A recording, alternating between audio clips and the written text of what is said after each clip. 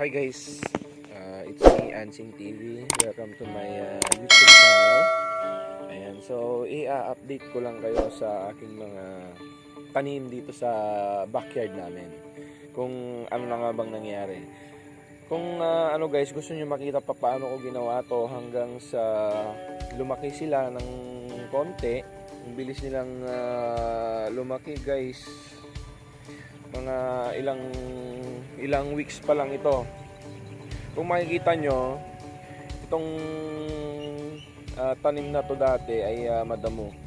Ganito siya dati, ayan, ganyan, mas mataas pa. Ayan, tara, ikutin natin. So, andito yung aking mga seedlings. Ayan, andito yung guyabano, andito yung lemon. Ayan, atis. Ayan, dito yung carbonized rice hull ko guys. Tumutubo na yung mga tinanim kong sili. Ayan. Yung siling ano to manghang. Yung tawag nila ay yung manghang. Ito guys, ito yung siling Taiwan. So, yung mahal ngayon. Yan yung papaya. Siningitan ko sila ng tawag yan, red chai. Ayan, namumuha na sila. Ayan, ang bilis guys, namumuha na yung ating siling manghang. Sayang nga lang, dapat ang tinamin ko pala dito ay bell pepper para may tanong. So, siningitan ko sila ng mga pet chai. Kasi ang pet chai, sandali lang yan guys. Ayan. So, ito yung ating mga lemon. Ito naman yung siling panigang. Ayan, siling panigang yan guys. Papaya. Ayan. So, yung isang linya na to guys. Yan. Okay, so hindi ko na na-transplant itong pechay ko. Yan, ang ganda. Ito yung pechay ko. Ayan. Hello, buhala na kayo dyan. Ito naman yung sitaw. Basta parang ang pechay dyan. Oh. Sitaw. Ayan, market na sila. Actually, tinutulungan ko sila kung saan sila napadpad Ito naman yung kamatis. Ayan. Na namumulaklak na rin.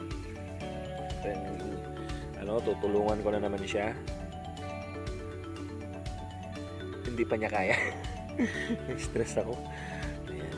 Ayan, tulungan nyo lang umikot. Ayan. So, ito yung sitaw. Umakit na sila. Ang saya-saya. Ayan. Diba guys? Ayan, so ilalagay ko din dito ano yung mga ginagawa ko dito. Ano yung inaabono ko, ganyan, kung paano yung mag-abono. Ano lang hindi ko pinapanood sa YouTube, basta sarili kong muna to. Yan. So, tulungan nyo lang silang umikot. Yan. Ito nyo, may insekto pa Actually ito guys, nung tumubo siya, after 2 to 3 days, kasi may mga langgam siya Alam niyo yung ginawa ko, panoorin niyo yung vlog ko how to make organic pesticides or insecticide. Ayun yung inano ko, pero this time yung hinalo ko lang po ay sabon at saka mantika guys. Yun lang yung hinalo ko, sabon at saka mantika. Ayan. Tulungan nyo lang na umakyat. Minsan kasi yung saan sila napadpad di ba? Dito medyo na ang daming langgam dito guys. Ngayon nawala na. Ang kalaban, usually ang kalaban ng mga is yung mga bug at saka yung mga langgam. Tignan niyo yan Hindi talaga nawawala. Pinipitik-pitik ko lang. Ayan, nawawala siya Pitik-pitikin nyo lang. So ayan, ganito lang din naisip kong trellis nila. Ito medyo nabubuhay na siya kasi nung parang feeling ko wala na siyang pag-asa eh. At least na ano na siya ng pag-asa. Ito naman yung mga talong. Yan. So, namumunga na siya tatlo agad. Ang lit pa niya pero tatlo agad yung ilalabas niya Paano mo ginawa yan, guys? Yan guys, sabi nga ng ko dito isang baso, wag usually dito na ilalagay, hindi guys, palibutan nyo lang diyan. Ayan, dito lang. Kasi may posibilidad na lusaw yung niya kasi matapang to eh. Yun, ganun lang may natutunan kayo. Sama na din natin yung papaya natin na namamatay.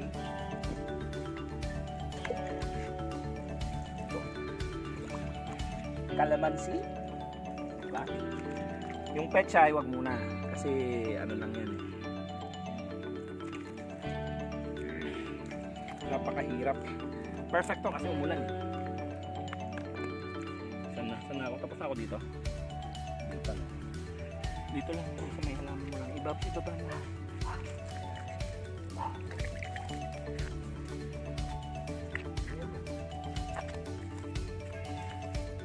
Guys, yung first na ginawa ko noon, yung tumubo na sila, first 1 week, is nag-ferment ako ng mga dahon-dahon, which is very good sa mga green leafy. Sa dahon din, magiging berde talaga. Ayan. So, eto, yung kamatis ko, ayan, medyo hindi ko alam kung matutuloy yung bunga nila. Hindi natin sure. Yan, tinalian ko na siya guys. Ang ginawa ko lang dito is masyado na kasi siyang mabigat. Actually, itong variety na to ay hindi naman siya umaakyat. Ganyan na lang siya. Ayan. Tapos itong pechay medyo naparami ako ng lagay. Hindi ko na i-transplant lahat, konti lang na i-transplant ko. Kasi wala na akong mga container. Kaya mayroon pa akong nilagay dito. Ayan. Medyo madamo na naman, magdadamo ako. Ayan. Pag ganito yung kamatis guys, bakit nagganito yung kamatis? Ayan. It's either na sobrang siya sa tubig kasi mahina ang kamatis sa tubig guys. Kaya pag tag-ulan, ayan na, i-ready mo na yung puso mo. Ayan. Okay.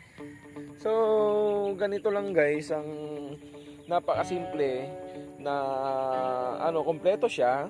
Pinumpleto ko para sa akin kasi sayang yung space. Yan. Nandyan yung siling mahaba, siling panigang, sitaw, talong, okra.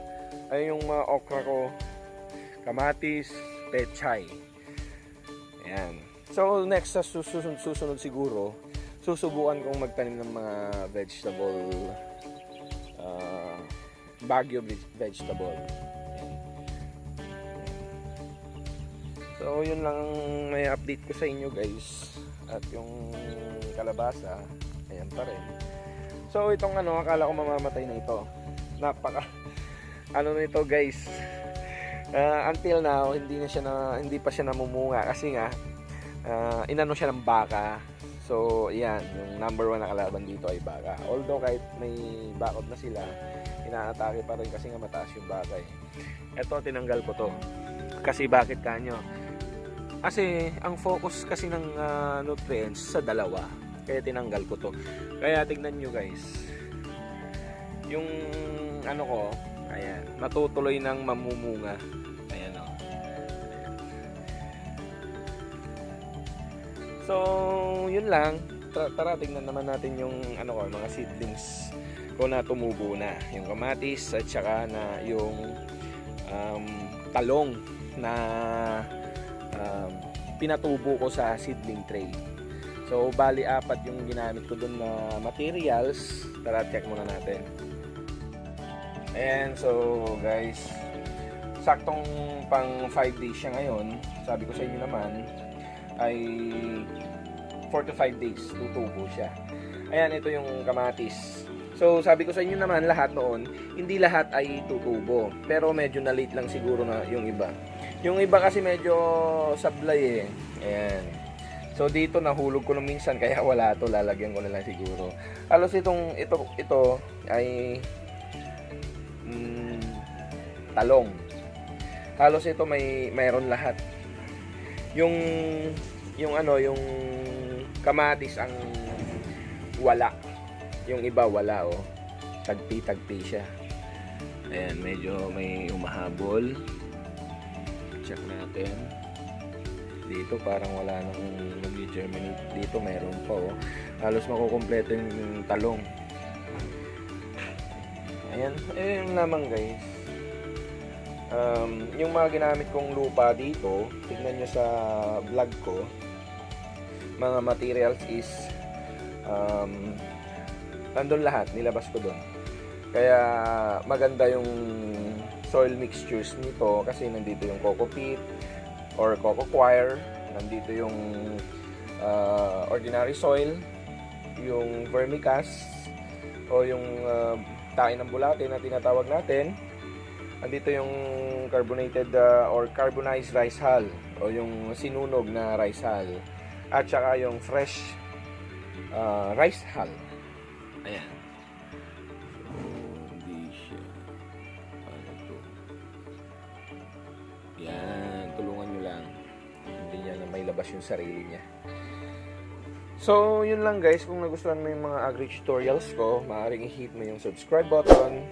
At huwag kalilimutan i-hit din yung o pindutin din yung notification bell para ma-notify ka sa aking mga bagong videos.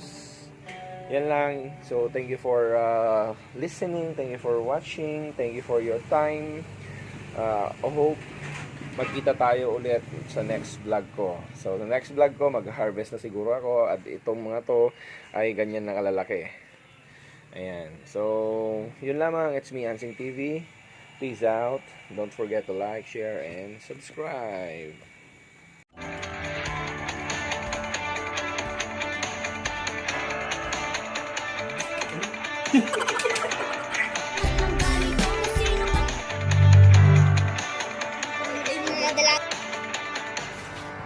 So, ito yung pinsan ko.